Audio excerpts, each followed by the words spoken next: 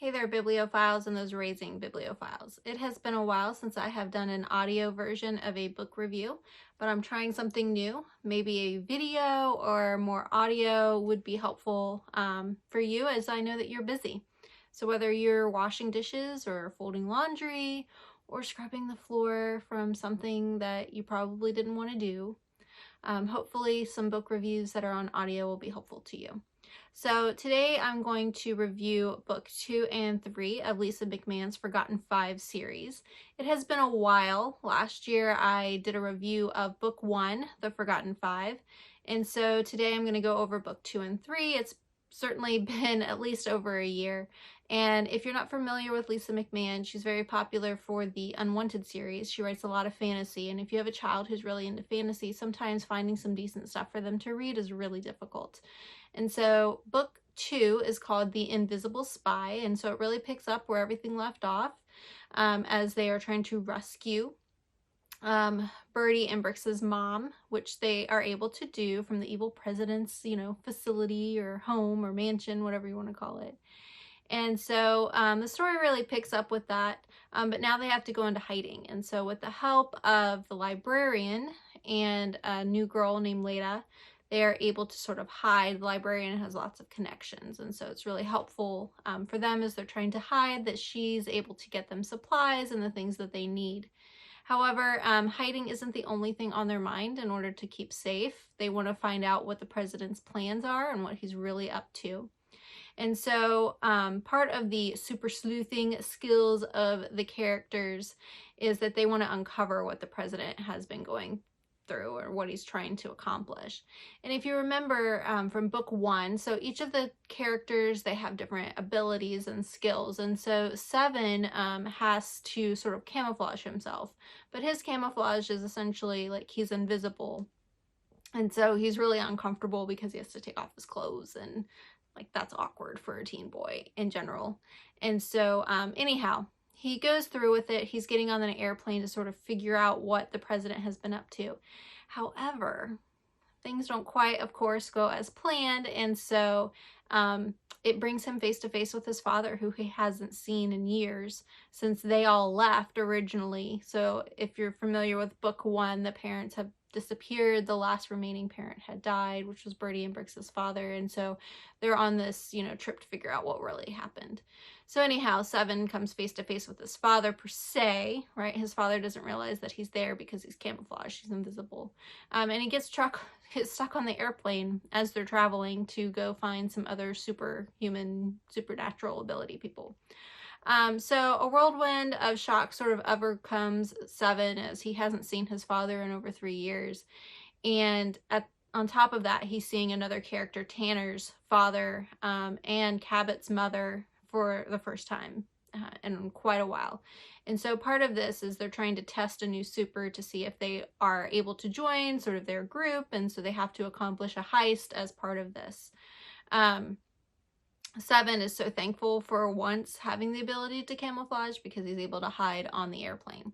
Meanwhile, the entire time he's trying to make contact with the group, and they have no idea what's going on because, Wi-Fi and connectability can only go so far, and he's technically on an airplane, like leaving the country. And so it's sort of a big deal. The impetus for the rest of the story really comes from this particular event, because Seven does get found out, and so but they don't know who he is, especially his father hasn't seen him, and keep in mind, like, he has this camouflage ability, and so they have no idea what's going on. And the group doesn't know what's going on with Seven, and they're trying to save him and get him back. So it's sort of like this whole, like, kind of funny, like, miscommunication, what's really going to happen, and who's going to get caught and who's not going to get caught, and what really is going on. Are the parents really helping the president, or are they also, like, kind of in cahoots with him and what his schemes are, or are they sort of prisoners themselves and having to do certain things? So it's really sort of unclear in that particular thing. There's a lot of adventure and intrigue in book 2. One of the things that I really like, at least so far in the first 2 books of the series, was that you didn't have to really worry about any foul language or any suggestive situations. There are a few mentions of characters saying "holy explicative," but like that's the extent of it, and there's nothing else there.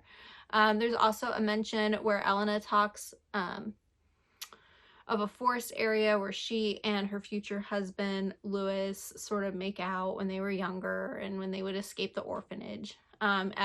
The boys do at one point put on makeup to hide the shimmer from their supernatural abilities, because that's something that gives them away, but that's kind of it.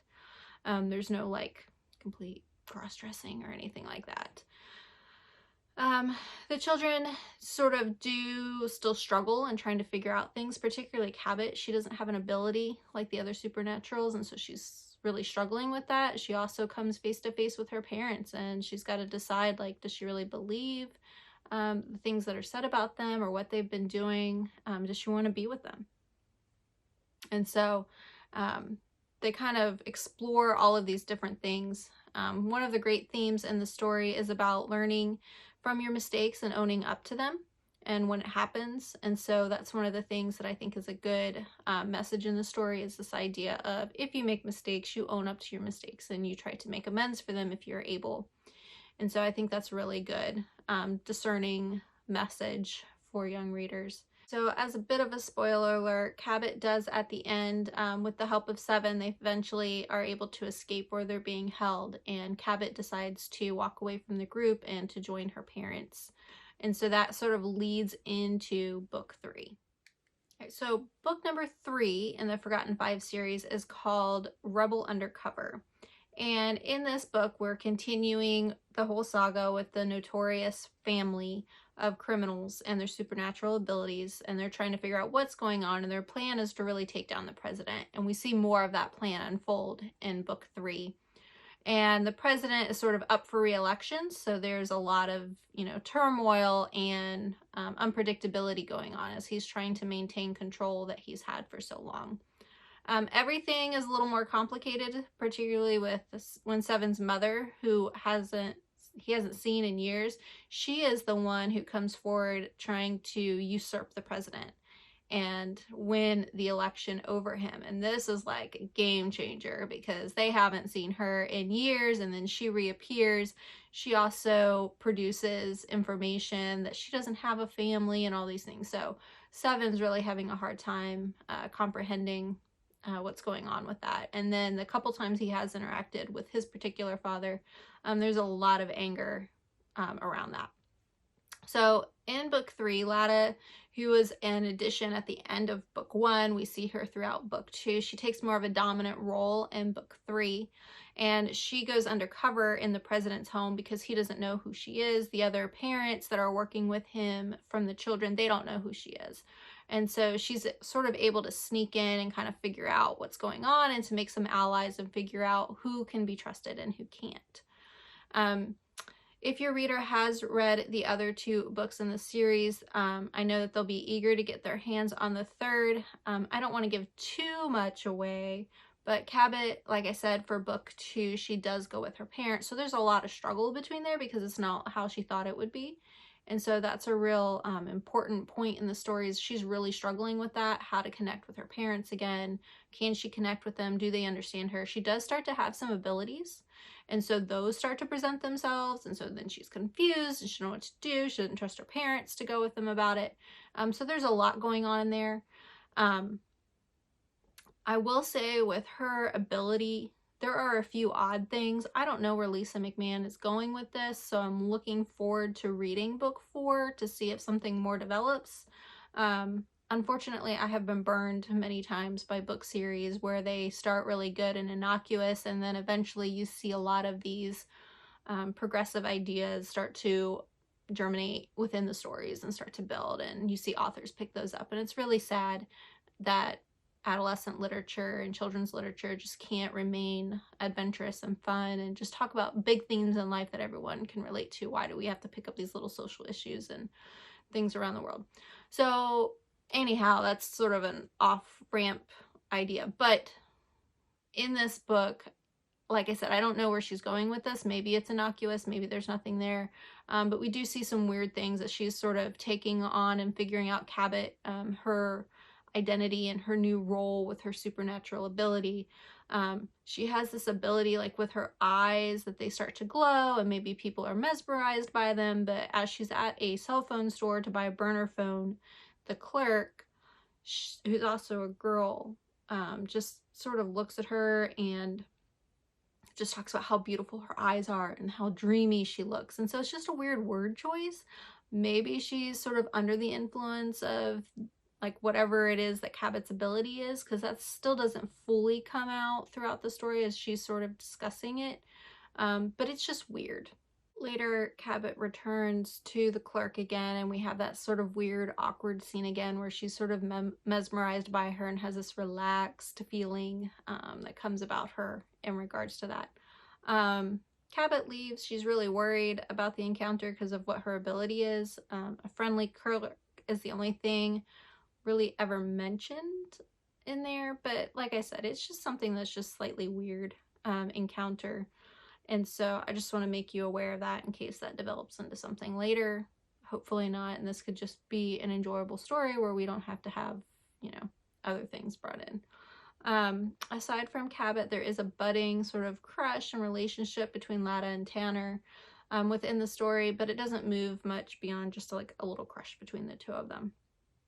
And then really, other than between those two turns within the story, you're going to find that it's really just a lot of action. The characters trying to figure out what to do, what's the right thing to do, who's trustworthy. The librarian throws them for a spin, so I don't want to give too much away in case you want to enjoy the story too with them. But that's kind of a plot twist there. And then they're trying to figure out who to fight, like who is it that they're really fighting with or for or against.